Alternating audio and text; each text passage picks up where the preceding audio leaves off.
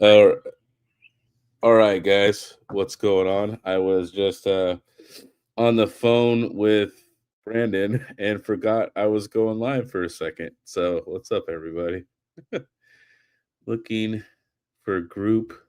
What? Looking for group WoW raid. What are you doing, Panda? You're playing World of Warcraft? What is wrong with you, Panda? You complain that you never have any time, and yet you're you're looking for a WoW fucking group here. What the heck? This guy over here, he's like, I don't have time, but I'm going to take on World of Warcraft. Yeah, that's a great idea. That's awesome. Oh man, hey man, what's up? Hey, what's up, Dave? How you doing? How you doing, buddy? How are you, my friend? We does that to you, man. It's So today was the last day. It was kind of more of like a day to kind of finish up a couple of things, you know what I mean, to go over maybe some more tips and tricks. But today was mostly like just practicing stuff and getting a feel more for things. Um, so what do I think about this class, man? I think it took a long time to choose this place, okay? So it took a long time. I considered many other people because there is many other people in the industry. There's Austin Childress, he's well known in the industry. Um, there's these guys out here. And then there's another place in Colorado that does the Bitmain training. But those I've heard like mixed stories about that kind of training, like they kind of hold information back and they don't teach you everything. Um, so I kind of like went and like talked to everybody, right? And I kind of like talked to them, see what they're I want to kind of get like a feel of what do you offer, what's the structure of the class, you know what I mean? And I wanted to see like what level of like knowledge do I need to know before I go into this thing? Like do I need to be an electronics guy and I've done this for 10 years, and this is just kind of teaching you just like, what you should be looking for and, what, what are the voltages and, all the resistances, like, doing ohms and everything like that. Is that what kind of class this is? Or does this actually teach you as if you know nothing and teaches you from zero to the ground up? And most of the courses that I talked to, these you needed some knowledge of electronics. Now, I have some level of knowledge, but I haven't like soldered or did anything like that. I mean, since I was like in sixth grade. I remember we had like an electronics class and we were like soldering these big like resistors and stuff. And I made this like police siren and then I hooked a battery up to it and I put it in the school lunchroom and that was funny. Um um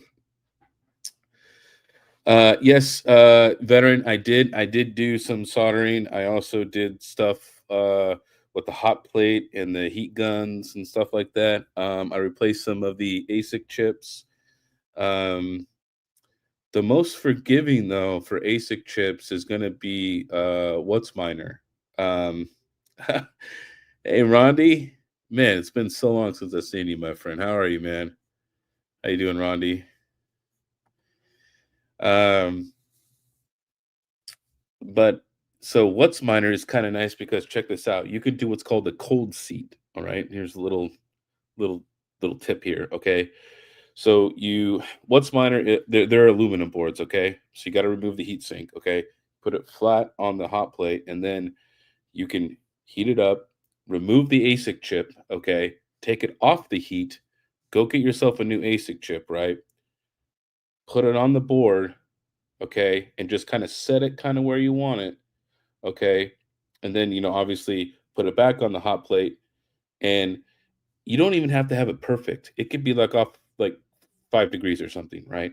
And it'll just melt and the solder will just suck it right into place. Okay. Because there's not that many legs on a What's miner. It's like, I just watched it. It was just like, and it just like sucked it down. It was crazy.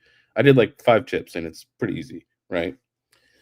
Um, The Bitmain, the fiberglass boards, like Bitmain in general is awful.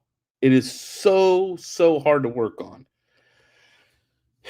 The little chips that are on the boards, they have a very fine stencil, okay, that goes around them. That Asic must be 100% perfect in that square. And that solder, it's a very fine amount of solder for those, and it doesn't just pull it down. You have to line it up and get it just perfect, right? And make sure your tweezers don't like pull it off or something like that. I only got one right out of like 10. Okay. And the one I got right was on a broken board. So we couldn't even like test it to see if it even was functional. Um so it does require lots of practice. This is not like something where I'm gonna be like an all-star right away, but I am gonna get some broken What's miners and some old S19s, and I'm gonna practice on those. And then the most the most difficult unit to work on, okay, the most difficult unit to solder on is the L7s because they have so many little legs on each side of the ASIC chips. Even the guys at the shop, I seen one of the guys, he had to like reseat it 3 times on one chip, right? Because it just he would seat it in, he would get it down there, do his thing, and he would run the test, and it just, even though it looked perfect, it just didn't seat correctly. The bitmains must be absolutely perfect or else they will not work. It is extremely difficult. Fiberglass is even harder because there's two ways. There's all different kinds of ways you can do the fiberglass, but the fiberglass is hard because it's dissipating the heat on the board. The What's miners with the hot plate, like, dude, I am such a What's Miner fan as far as like working on them and like, being able to work on your equipment. Like you could train somebody or any miner to fix their ASICs on a board level doing What's miners. Bitmain, I feel like purposely makes this difficult because they don't want you to fix it. They want you to buy it, right? Um, but something else I kind of wanted to talk on a little bit is lately a lot of people, when they have to send their equipment in, they don't like to pay what's called a bench fee or a diagnostic fee or whatever, I don't know, whatever the heck you want to call it, right? Okay. So I'm going to take you through the steps that these guys got to do to diagnose one board, okay? Not multiple boards, just one board, okay? So it comes into a shop, a repair shop. The first thing they're going to do is they're going to do a visual inspection of the unit, take pictures and all that stuff. Okay. Then they're going to record and scan in all of the serials, right? That's the serial for the unit, all three hashboard serials, the PSU serial, the control board serial, all that stuff's getting logged in, right? 100%. Okay. Then they're going to boot the ASIC up, right? If it's safe, it doesn't like have like burn marks all over your freaking hashboards and it's toast or something, right? Okay, and they're gonna see what the log prints out. Okay, so they've done the initial like 10,000 foot level diagnosis. Okay, now he has to take the hashboard out. Okay, he takes the hashboard out. All right, now he has to unscrew all the heat sinks. Okay, well when you do that, you have to repaste that. So keep that in mind. Okay, all right, so now he takes off the heat sinks from your Bitmain unit. Okay, now you know that fine plastic crap that's like all in between all the chips. It's like just printed on there. That's there to protect it from dust. But guess what? That has to come off to be able to hit all the test points. Okay, on the board. So you have to sit there and rip it off, and it doesn't always come off in one piece. And it's awful when it doesn't, because that happened to me on one of them, and it was terrible. All right. So then once you get that all peeled off, okay, the first thing you're going to do is like if you had zero ASIC chips, okay, you're going to test the boost controller. Okay. The boost controller is what, gives you your voltage, right? Okay. You're going to test that. Okay. And let's just say it was good. Okay. You're like, okay, it's great. All right. Then you're going to say, then you have to hook it up. Then you're going to have to hook up the power. You're going to have to hook it up to a tester, which is like $1,400. to $3,500. Okay, and you're going to have a cooling deck, which is like a bunch of fans to cool the board while you probe it. Okay, so then you're going to turn on your bench power supply. You're going to turn on the tester. You're going to have it run through the ASIC chips, and it's going to be like, okay, chip 76 is bad. Okay, all right, cool. All right, that's really chip 77 because it starts with 0, right, in Linux. So okay, you're going to test between chip. You're going to test before and after chip 77. You're going to check the signals where they're at 76, and you check them at 78. Okay, you're going to see what the signals are doing in between each other. All right, you sit there, you fix it, boom, boom. Okay, signals aren't going through 76. Okay, I'm like, okay, cool. All right, it's probably most likely the ASIC chip. Whatever you did, I'm just making up all hypotheticals here. I'm just doing this really basic, not even reality here. Okay, so then you're gonna have to heat it up. You have to take it off. You're gonna have to get a new chip, retin it. Okay, put that on. All right. Then guess what? Now you have to run the test again. Okay, you ran the test again, and guess what? Oh, okay. Well, now you have 78 ASICs, but the next chip down on the domain, because ASIC chips run in domains of either 2 to like 6. Okay, that's how many chips are running in a series in a line, right? They're called domains, and you might have to replace a whole domain. Okay, so it could be many chips that you have to replace. It could just be one. You might just need to just change the boost controller. Okay, but it could be many fixes until you actually fix the actual problem. It could be that the 3 ASICs in this one domain, right, burnt out and took out the boost controller. So you're going to have to replace the boost controller and replace all 3 ASICs. And then after you get all them working, okay, all right, and your test comes back and says, hey, I found all the ASICs. Okay, guess what? Now you got to put you got to thermal paste all the freaking heat sinks up, put it back together. Okay, shove it in the machine, and then you're going to have to run it for 2 days. Okay, first day is going to be ran on the 24-hour test, and the second day you're going to be unplugging it and turning back on and making sure, like, when power leaves it, that it still will mine and do what it's supposed to do. Okay, and that's a lot of work. Okay, just think about like how much work that is to just fix your machine. Okay, that's why they give you a bench fee. Okay, they have to do that work to probe around, okay, and figure out why your magic China box isn't mining anymore. Okay, so when people complain about paying 80 or $100, I'm like, that's actually a great deal because it's like 1 to 2 hours of work, right, to even figure out why it's broken. Like, when people complain about the $100 bench fee, I'm like, I see exactly how long and why it takes so much work.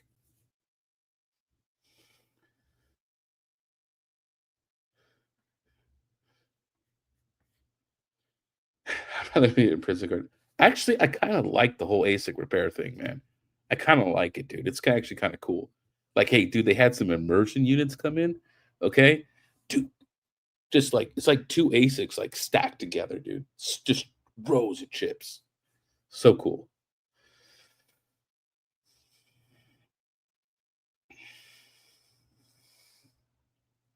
But yeah, it's just weird to me that like people are gonna complain about a bench feed. I'm like, this man is literally gonna do all this work to confirm that he fixed your machine. Like, but before he fixes ASICs, right, he's gonna diagnose, okay, so there is kind of a workaround. You can short out a signal on the board if the boost controller is working, right? So for him to even diagnose your chips, he will have to fix the boost controller.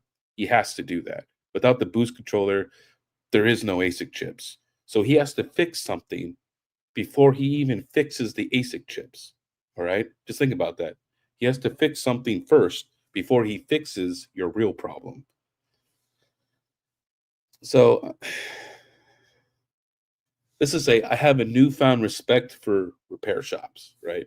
I think a lot of people, if they do It's just like any other thing in life, like, you know what I mean? Like some big executive boss, he doesn't know how hard the little guy works on, who's just like doing the regular jobs, stuff kind of thing. It's kind of the same thing. But like I have a newfound respect for that, right?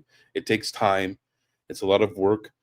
And the nice thing is most places, if you pay the bench fee and decide to get the work done with them, they'll apply it to the repair itself.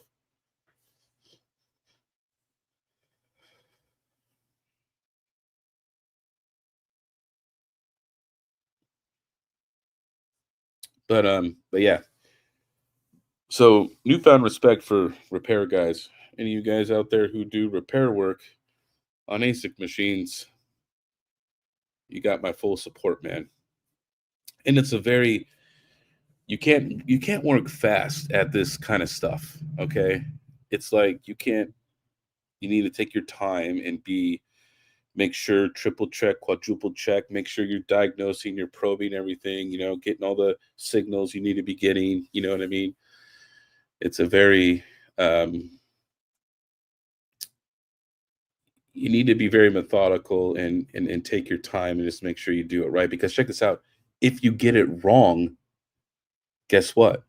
You got to take it back apart, take the heat sinks off, scrape all the thermal paste off, and start probing again. Okay. So this is like if they get it wrong, they have to take it apart and do it all over again. So you want to get it right the first time.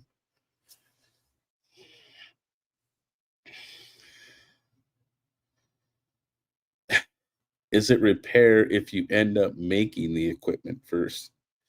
If so, I repaired my info. I missed a word. Yes, Patrick Murphy, you are now an iPhone manufacturer.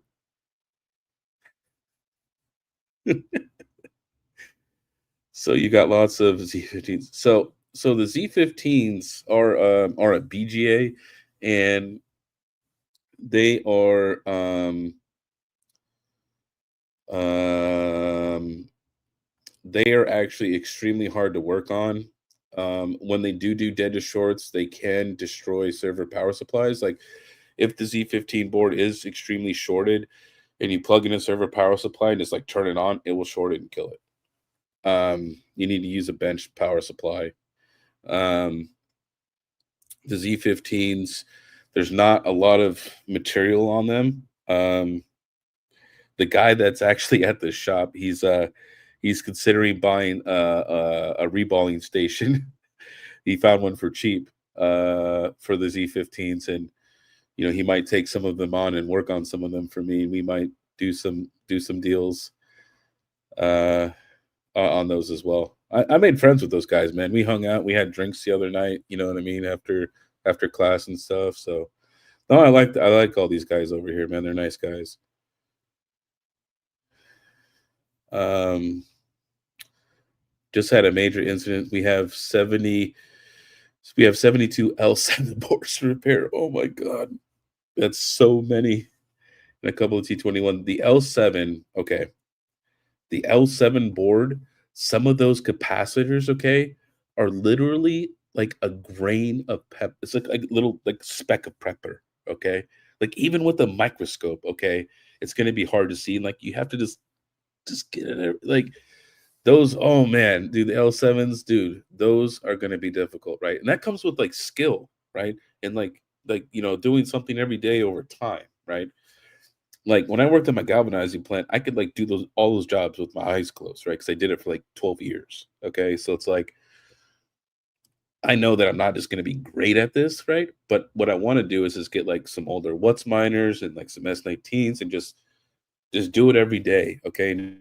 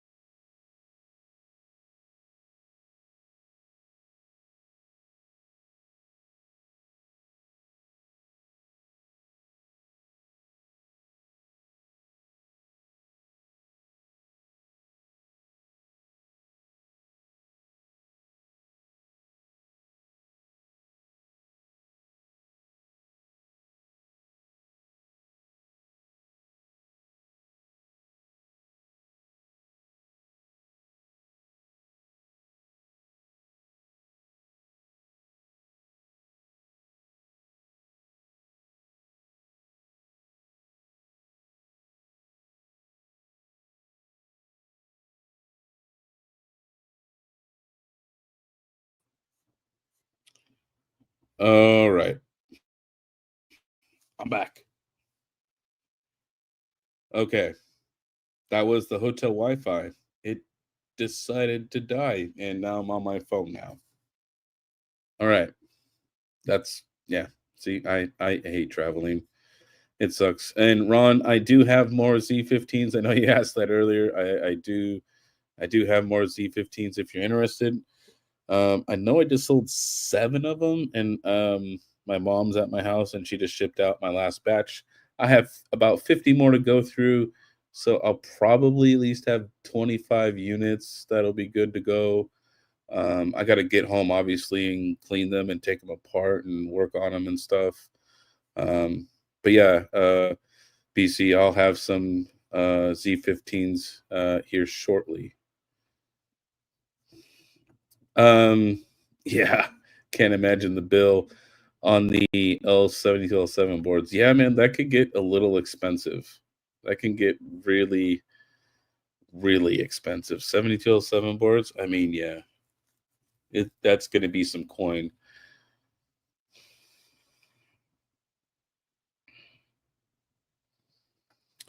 Scott, I did. I worked at a hot dip galvanizing plant for a little before my son was born, my oldest son, and I worked there all the way up until my dad got Alzheimer's, and I was fortunate enough that his trust was able to pay me to take care of him. Um, but I mean, I would have kept working there. But yeah, I worked there for like 12 years. It was a good place to work. I did every job there. I worked the acid tanks. I worked the dipping job to people actually dip the steel in the zinc. I did shipping. I drove the 20-ton forklift, loaded the steel. I filled in for foreman. Um, yeah, yeah, I did that for many years, and I worked like 80, 100-hour weeks just to make sure the family was supported during that time.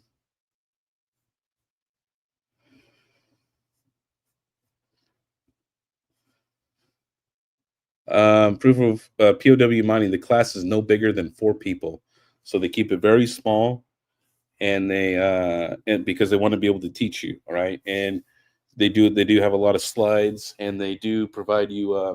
Let me go get it real quick here.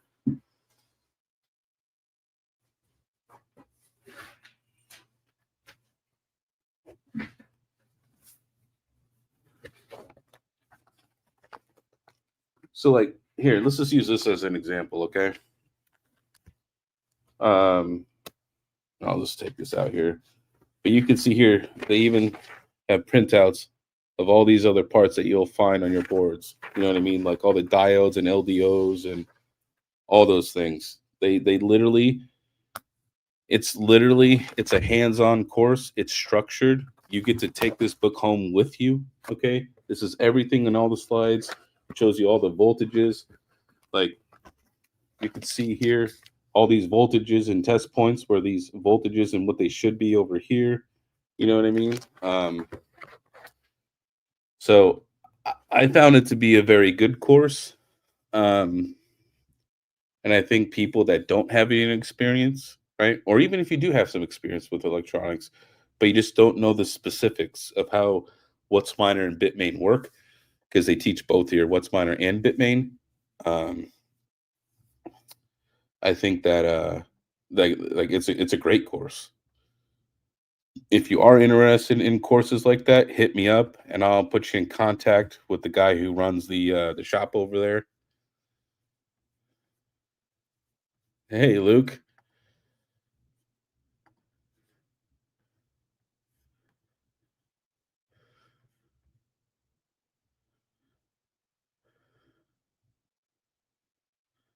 So they don't teach specific rigs or like ASICs as you would call them, because once you learn what's minor or bitmain, okay, like what's minor pretty much stays the same for the most part, okay, but the parts on Bitmain do change, but they're there, right? You just might have to find them, right? And you can do that with your skills and learning how to, identify, you know what I mean, like the PICs or EPROMs, and identifying chips on the board, and you'll find the boost controllers and the MOSFETs, and you'll be able to learn to read the board. In this way, you don't necessarily need to be trained on the board. Like, okay, I can only work on S21s. No, you can work on everything. But I will tell you, we'll come down to a skill level. Okay. The S21s has, oh my God, dude. Okay. If anyone is ever thinking about dunking, which is using immersion for S21s, don't do it. Don't you think it. Okay. I just seen a rack like of five S21s that somebody dunked and they're ruined. Those units are not designed for immersion, not the air cooled ones. Don't do it. It's a bad idea. Okay. It'll end up badly for you. Okay. There's also a very heavy conformal coating on the S21s, which is good and bad. Like, it's good for protecting parts, but it's very bad if you need to probe them or work on them. Um, PSUs. So these guys didn't teach PSU fixing because it's very, most people who fix power supplies, they only give like a 7 day um like warranty on them, and there's so many things that could happen in a power supply, so they just didn't teach power supplies, which I'm okay with, because to me, I think power supplies should just be replaced. uh, yeah, the so far, what I've learned too, Luke, is the S19 XPs are literally the worst Bitmain units out there. It was not a good design from Bitmain, and how, like, because so what they do is they use this, it's called an OP. What is it? It's an OP. It's like an OPROM, like an it's like a signal booster, okay? And I probably pronounced it, Luke, but it's in my book, okay? Okay, and it boosts the signal from one end to the other, okay? And the domains, okay, on the aluminum um XP boards, instead of being in like domains of only two or three chips, there's like 10 or 11 chips in one domain, okay? And what happens is this OPROM boosts the signal from here all the way over. So what happens is, if it shorts, guess what? It takes out it takes out the whole row of Asics, right? So it's a very bad design by them.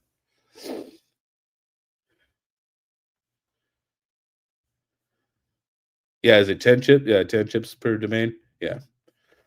Yeah, it was a very bad design by Bitmain.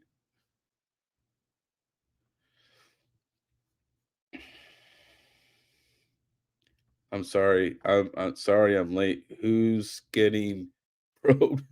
Oh my god. Yeah. Oh man. Yeah, it's yeah, and so Luke, I had to use the armrest that they had there. I don't have steady hands, so it's something I need to work on. But they had this armrest you could sit there and you can work. I found that to help me a lot. One guy had a standing up method with two heat guns. The other guy showed me how to use a hot plate with the heat gun. So there's many ways to skin this cat. Okay, and as long as you could do it, as long as the end result is correct, okay, then you can do whatever which way you like. Okay, but I found sitting down with the heat plate and doing the more methodical way was easier than the two heat guns and just ripping it off. Like, you would sit there with two heat guns and literally it'd come off in like 20 seconds. It was that way was a little more difficult for me, and that's how Bitmain does it at their Bitmain repair sites. Is just dual with the what they do is they heat it up and take two heat sinks off. They take all the heat sinks off where they're going to work. Then they do a heat gun underneath and a heat gun on top, and then you just pull the ASIC off in like 10 seconds. You know what I mean? But you got to be really careful when you're taking it off, because you have a boom, like a microphone boom, holding the second one on the other one. So you have your free hand, working your tweezers, and then you have your heat gun here, and you kind of just roll it. Let's see, I, I'm not good at this, like, wrist stuff is bad for me. I'm terrible at golf, right? So I'm trying to sit there and hold it, and every time I turn my wrist, I would slide it. And you don't want to slide because then you're gonna get some solder on the freaking pads. And I just I couldn't do it that way. So sitting down with the heat plate and the heat gun worked much better for me.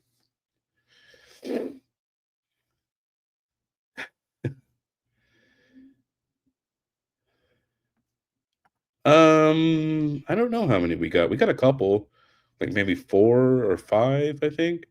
We have a few. It's just that when they go catastrophic, they will take out some chips. They will definitely take out some chips in those things. Um, and like you don't learn a lot of this stuff until like you sit there and actually like get like training and learn about the units, how they're designed, how you work on them, how the how everything functions on the boards.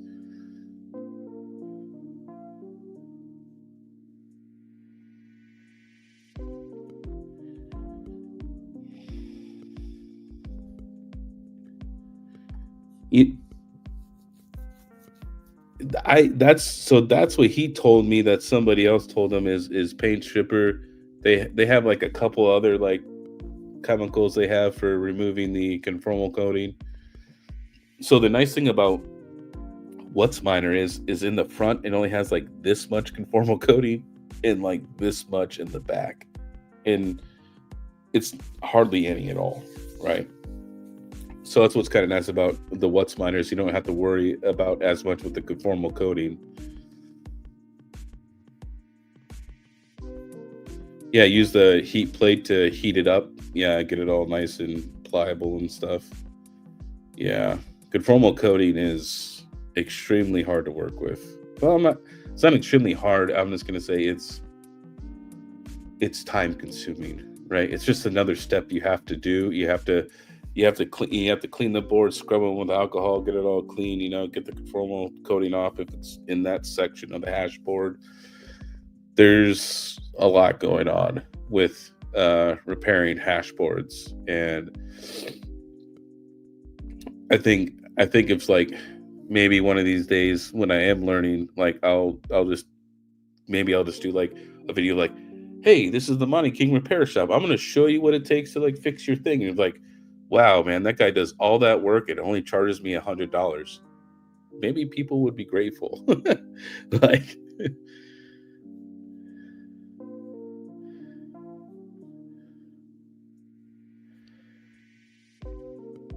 yeah, it's rarely a chip issue, and they can have corrosion issues. Um,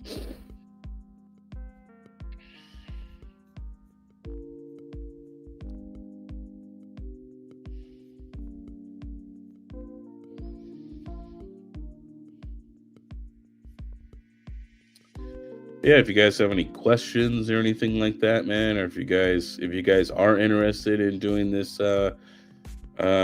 if you are interested in getting doing ASIC training, I could put you in touch with the guy who runs the class and stuff like that. If you guys want to, get in touch with him, I can give you his contact information and stuff like that. So,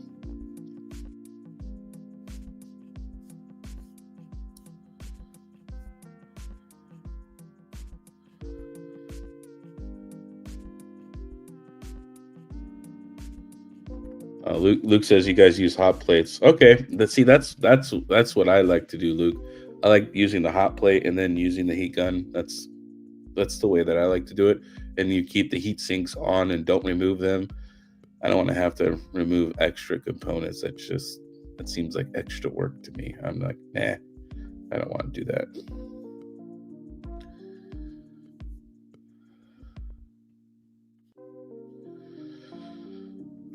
Oh man. So kind of excited though. Oh man, dude, they left me with a parting gift, dude. They happened to be like doing like a yearly like clean out, right?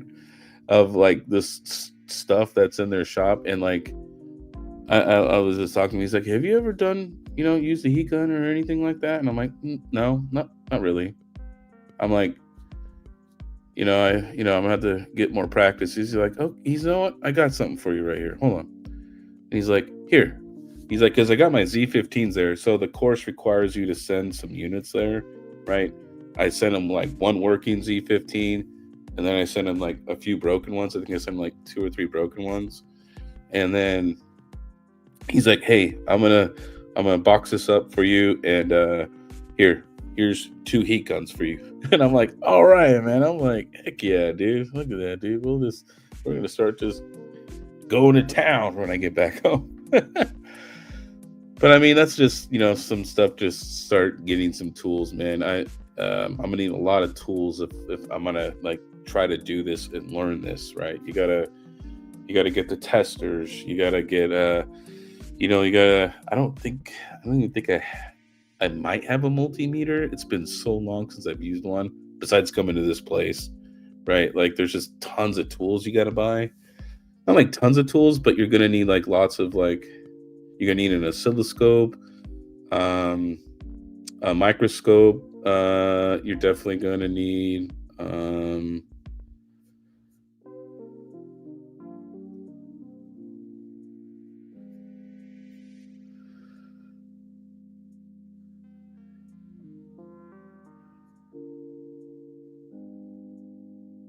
How many Z15s have I got repaired? I think I think I'm at like 42 ish. I think maybe. Yeah. Wait. Okay, I sold that many with Brandon. I sold a few before I started selling with Brandon. No, I got 44. 44.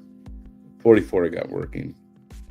And I have another 52 to go. Maybe? I don't remember. But lately, dude, this pallet's been a burner, dude. It's been amazing. It's like every one I pick up just works. It's awesome. makes things easy, but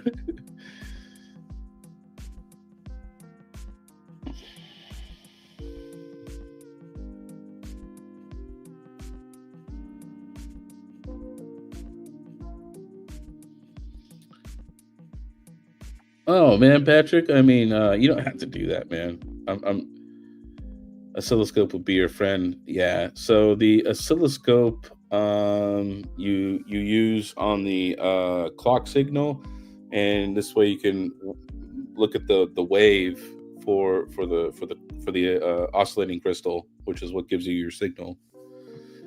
Um,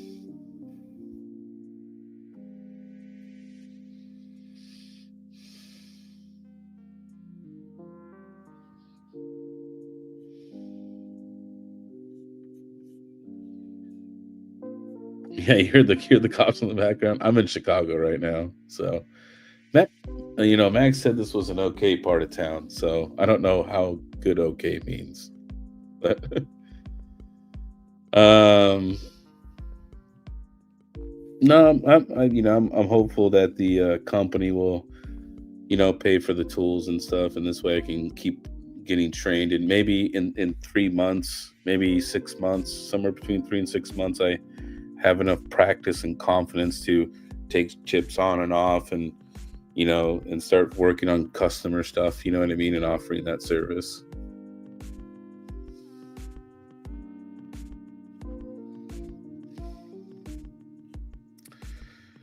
I mean, yeah, I could, Patrick.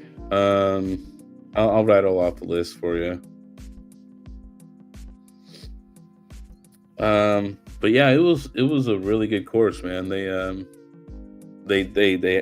ask you, like, how's everything going, and you you can ask questions all the time, and these guys like live and breathe Asics, you know what I mean, and like repair stuff, you know what I mean, like, have you guys watched that video about the S19 or the S21 and the What's Miner? You realize the S21 stops working before its operating temperature that it's spec'd for. Have you guys seen that? at all. You guys seen that video? Oh man, the Whatsminer beats the S21 in efficiency because it didn't, when it reached 100 degrees Fahrenheit before its shutoff point, it was pulling way more amps than the Whatsminer. The Whatsminer does way better in efficiency when it gets warm. Way better. The course is 4 days. It's usually Tuesday through Friday.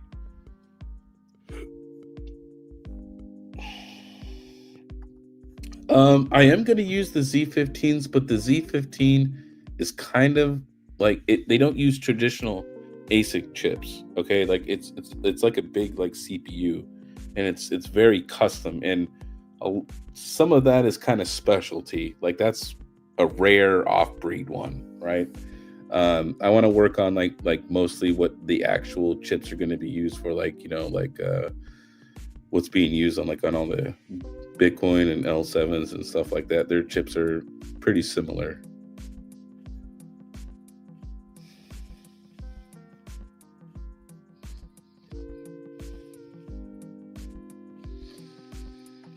Yeah, Luke. But in the summertime, man, I want you to tell me who's running at 22C in the summertime, Luke. Okay, who's running 22C at the summertime, Luke? Come on. What container out in the middle of a cornfield is running at 22C in the summertime? Nobody.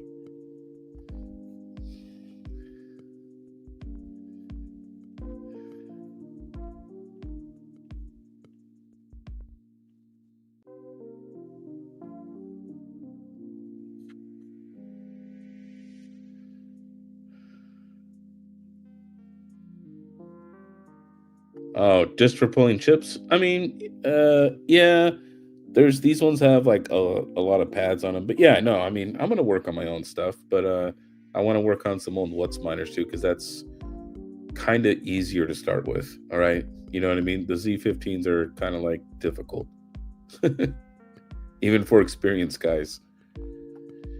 So lukewarm miner is doing a great job for somebody who isn't trained.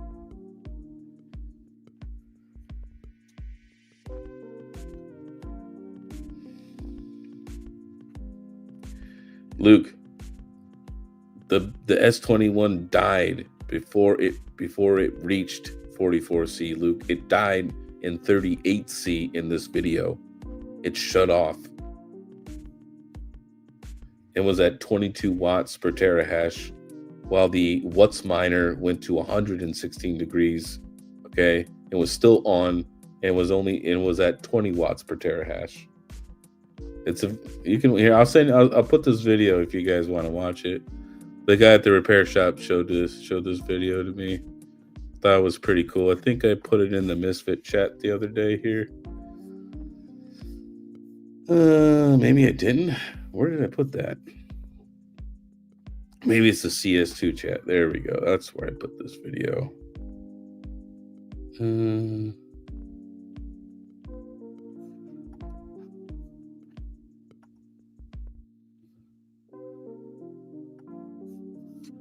Let's see here.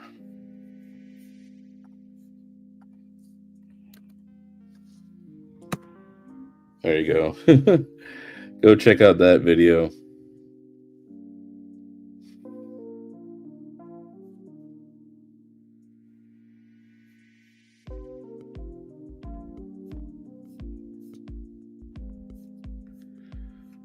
I don't know, man. I'm kind of sold on Whatsminer. I mean, okay, Luke, as a technician, because I know Luke in the chat works on Bitmains and Whatsminers. What is easier in your opinion, Luke? From a repair standpoint, what do you think is the easiest repair? What do you think is easier to replace?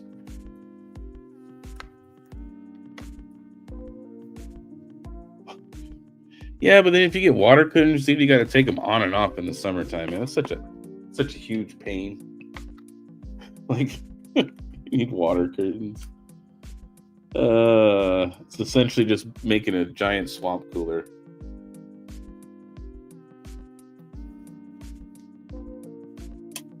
you got to be careful when you're doing the whole water current thing because you're introducing more humidity into it. You know what I mean? So that's going to depend on where you are.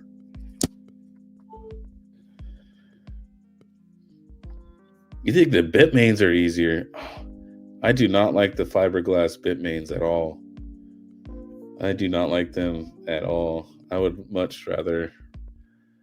It was so much easier to work on the What's Miner. I actually fixed one, so like I would much rather work on a What's Miner than the bit main units.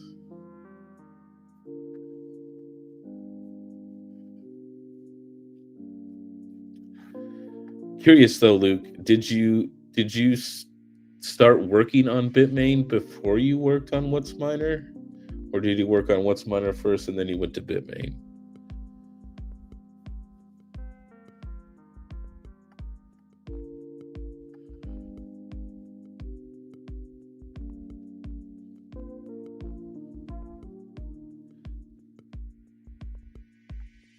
Yeah, man, it was cool, man. It was an easy fix. It was a boost controller, but hey, man, it's you know it just helps build confidence. You know what I mean? So it's just gonna be practice. You know what I mean? Because you kind of learn too. Like when I was watching these guys like work on some of this stuff, right, and then taking stuff in that you could tell like there was certain problems. The cop is giving commands over his freaking his freaking horn on his vehicle. That's funny. I heard. Anyways, man, look at this. Totally lost my train of thought now. No, yeah, it was, yeah. No. So, what's nice you didn't have I didn't use the heat gun. I just used the hot plate. What's nice about the What's Miners is you can just use a hot plate with those, and you can cold seat stuff. So that's kind of nice. You can use a heat gun if you want, but I did it with a hot plate. Ooh, he started with silicon. Really? Were those really hard, Luke? I we don't have any of those, and I haven't seen an silicon in a long time. So I know a lot of people wanted those during the Ethereum, mining days. Were those difficult to work on, Luke?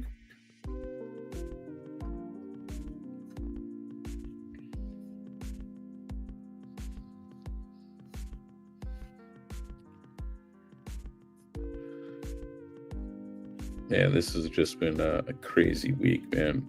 I'm ready to go home though. Ready to go home tomorrow. No, mainly PSU issues the company has done. Yeah. So yeah, I let's see if I should have pinned this, but there's a comment I put here. I'll put it. I think I'll put it in again. In the chat right here. This video is a S21 versus an M60 What's Miner, and the guy puts it in a sauna, and he raises the temperature up to see when the units are going to quit working, and you'll be kind of surprised about who wins the race here.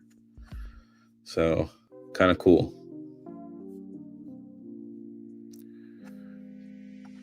He was just doing to see how the efficiencies are at hotter temperatures, right? You know what I mean?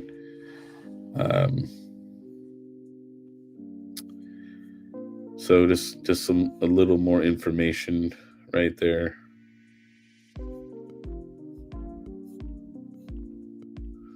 Frogman, what the F?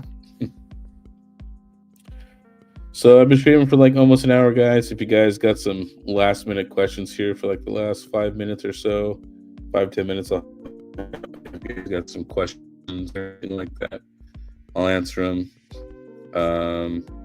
Then I'll probably go hang out in the Discord for a little bit. I don't know who's in the Discords tonight, huh? We got some guys over in the Jellyfish Coin Discord. It's always fun over there. Doesn't look like anybody's in Misfits yet.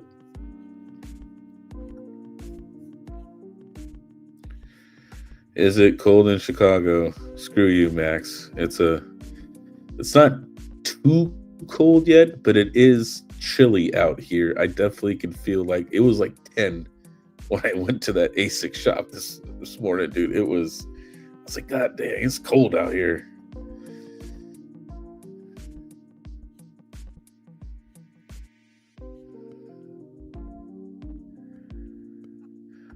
I mean, Luke, how's the video stupid? It's showing that the bitmain didn't reach its maximum stated operating temperature.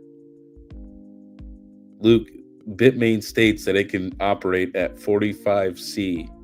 It turned off at 38 C. So it's not a stupid video. It's sure, yes, you could gain better efficiencies by controlling your intake. Yes, but did the bitmain even make it to what its stated operating parameters are? And the answer is no.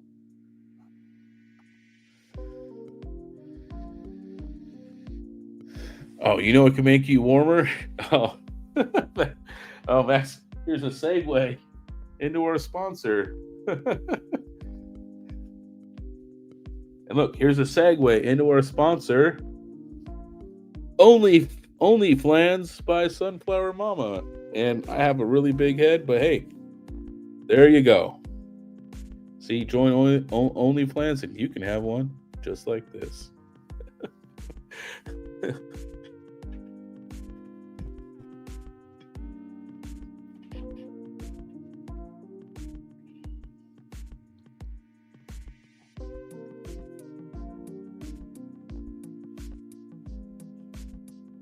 No one runs their machines at 45C. I mean, if there's places that don't, not everybody has water curtains, Luke. Okay? And I mean, Kansas got up to like 100 degrees out there. You know what I mean? It's people like, yeah, we have a 5 megawatt building out there. You know what I mean? Not everybody runs water curtains.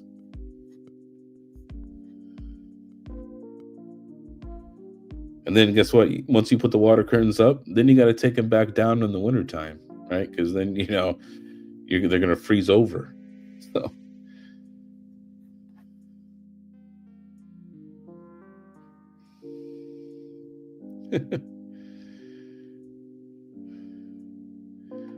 The point of the video, Luke, was that bitmain stated that the machine 45 Celsius. Okay, it states on their website that it will state that it operates at 45 Celsius. It states on their website that it does up to 45 Celsius.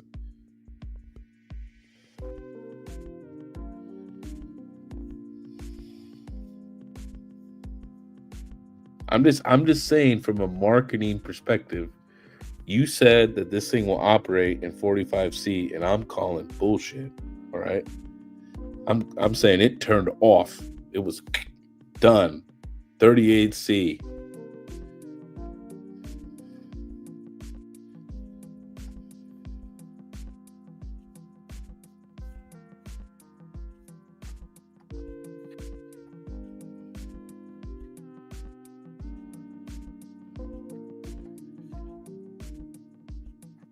Yeah, but then they're just having all that moisture on them, okay? And then you're gonna have all those minerals and everything on those freaking water curtains. You know how expensive it is to service those water curtains, like with all the hard minerals and stuff like that. Because then you're gonna have water treatment for those things.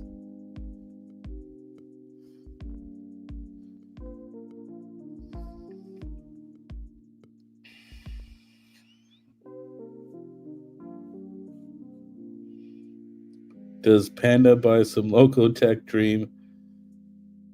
Oh wait, did they say that they have the first batch?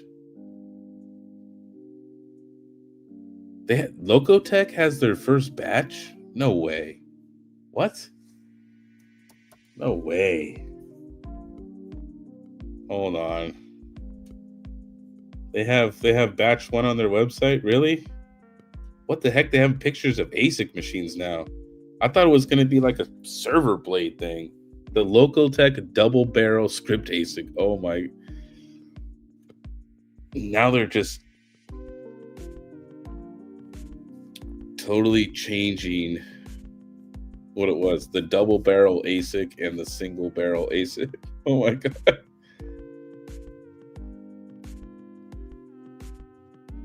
Uh,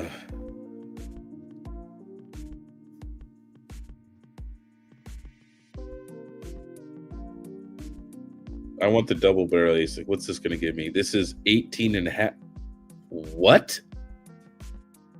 Okay. What? Hold on. Am I reading this right? There's no way. Hold on. Stop. Dude, I'm sorry. I've been in class all week, so I ain't seen any of this stuff. But wait. Hold on. You're telling me that this little tiny ass machine here is going to do 18.64 giggle hashes for 1750 watts? What? Are you out of your mind? And hey, I want you to pay attention here, okay? Look at their power supplies. They made them hot swappable, it looks like. At least from this picture, it looks like it's a hot swappable power supply at the bottom. That's crazy if it's like a 2000 watt hot swappable power supply. That will be insane. That'll be cool actually. That's actually really ingenious of them actually. Okay, what about the single barrel? What do we got? 9 gigahash at 900 watts, dude. You could run this at Chump Change's house with his 50-cent electric or whatever he has up there. What? You gotta be shitting me. Okay, let's go pre-order here. All right. $13,000, $7,000. What the hell? For sales, do contact sales. Web shop officially opens on the 16th of December, which is Monday. Prices are subject to change according to market. Now, hold on. I thought these guys were going to stick at one price for their units. I thought it was one set price, that they were not going to do market condition marketing, like making the machines go up and down in value. I thought they said that originally. Or am I mistaken? Or am I mistaken about that?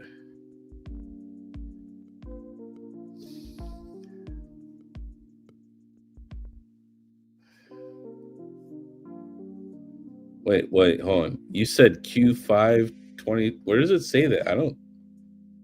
Oh, here we go. Oh, delivery expect. Jesus. God dang, man. You're putting all that money away and you're not even going to get it for like almost a year. It says Q3. It doesn't say when in Q3.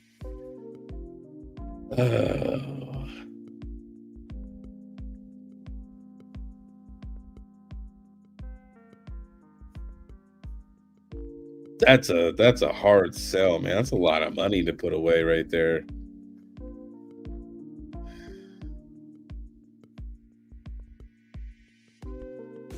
It's an AI generated image. It is. It's like you don't even see like a real product. Yeah, you don't, unfortunately. So, yeah, he makes a good point that this little barrel thing is created here. Like, is it possible that maybe they're running low on money and they need to do this pre-order to do some fundraising, right? You know what I mean? What happens, with that? Like,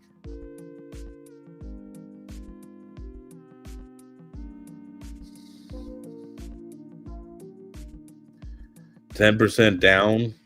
Yeah. So I mean, you got to put $1,300 up to lock your money up for. Okay, but here's my question though: is does my 10% guarantee me that $13,000 price? Right? Like, if I put the 10% down, Does that mean that I get that price, or that means I only get $1,300 applied and I pay whatever the market is at that current point in time? I would be very interested about that. Like if this is a price lock. If it's a price lock, then maybe that might be a win. But I mean, there's these pictures aren't like real. They're just like a yeah. And see, this could be misleading because you're like, oh, well, maybe it's a hot swappable power supply, and it's just like a regular ASIC power supply, right, or something like that. You know what I mean? This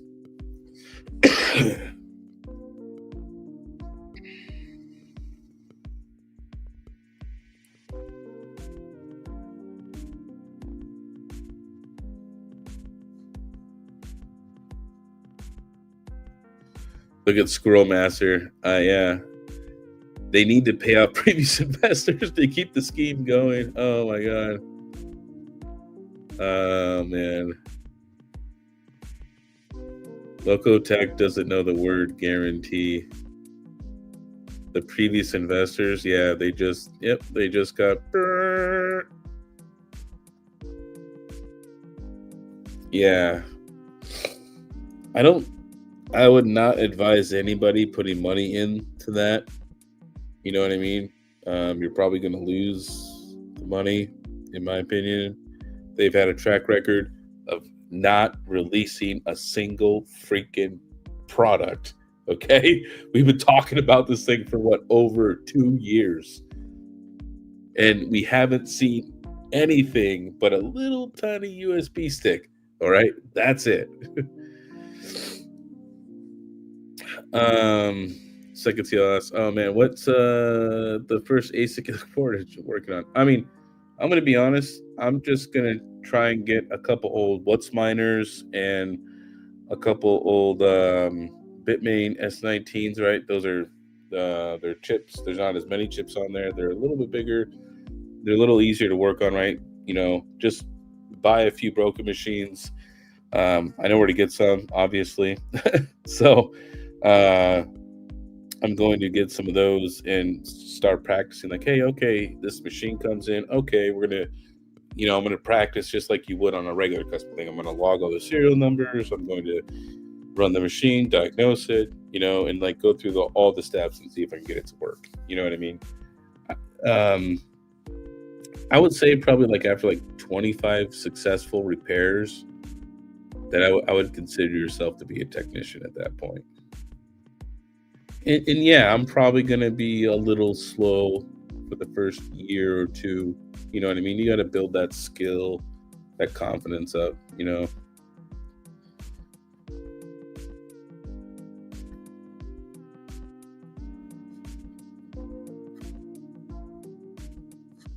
Look, Black Cells, they are going to refund their first batch with the money collecting from the second batch, all legal. uh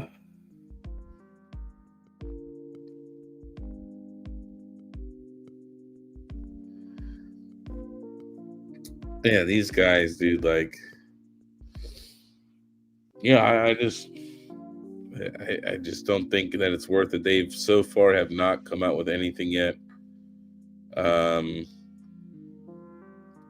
like, what's going on with that? Because I mean, is there not, like, what happened to, like, they're showing pre-orders for batch 2? Whatever happened to batch 1? Did anybody order batch 1? Did anybody here order batch 1? Anybody know anybody? Like, do they even get anything yet? You know what I mean? And they're talking about releasing batch 2 in Q3 of next year. I gotta. It's good.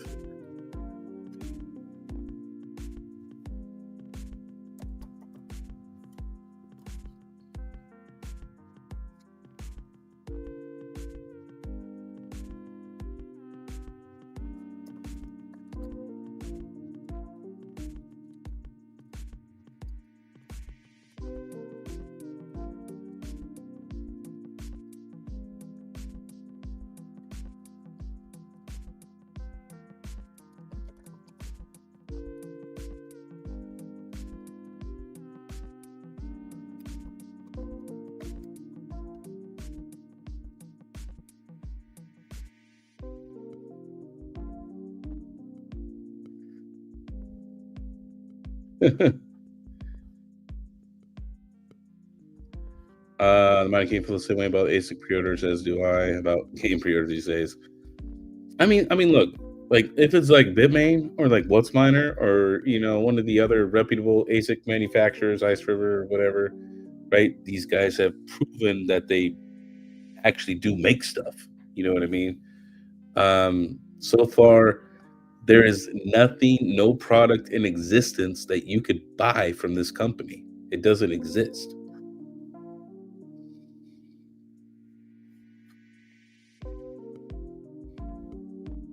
TKing.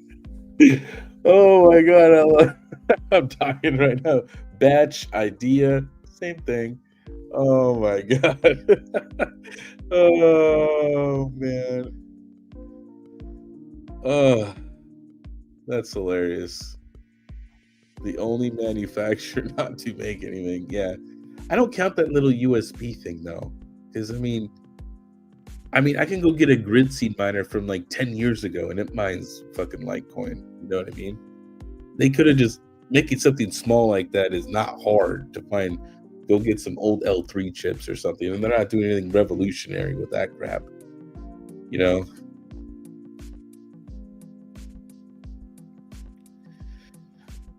um, sketch on a napkin. Uh, that's funny. I gave away a grid seed. I gave away a grid seed miner to one of my viewers. I can't remember who won that though. I'll have to go watch that video again maybe sometime. I gave away a grid seed to somebody. The grid seeds are cool. They mine Bitcoin and Litecoin at the same time, but they have to be hooked up to a computer.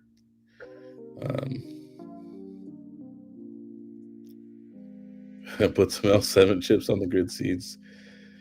Oh man.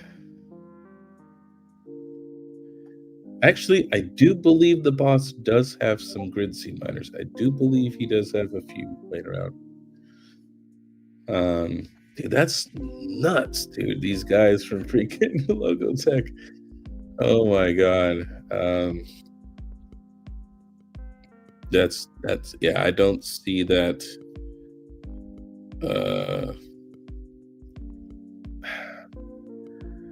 The Here's the sad thing though, is look, there's little Timmys out there, okay, and they're gonna buy it, okay? They're gonna pre-order and be like, oh my god, dude, here, take my $100,000. This thing is gonna make me tons of money. And then Q3 is gonna roll around and be like, well, you know what, guys? Yeah, we got delayed and this and that, and it's gonna be like, you know, you know, Q2 of 2026, and then they're gonna do another freaking batch round to pay those guys back. You know what I mean? Oh my god, it's just like they're buying time at this point. You know what I mean?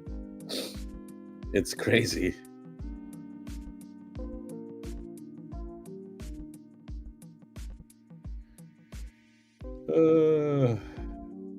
Yeah, Q5, which is Q never.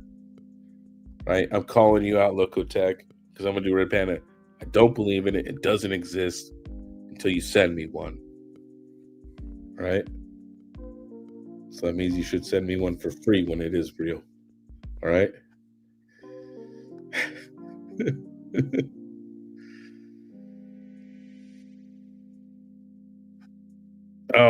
Really? It was that long ago, Patrick? I did that video on the grid seed?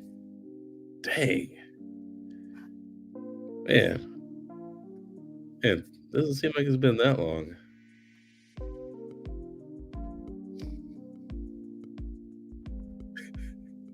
Mining King, I'll be sure to send one to me and the Mining King.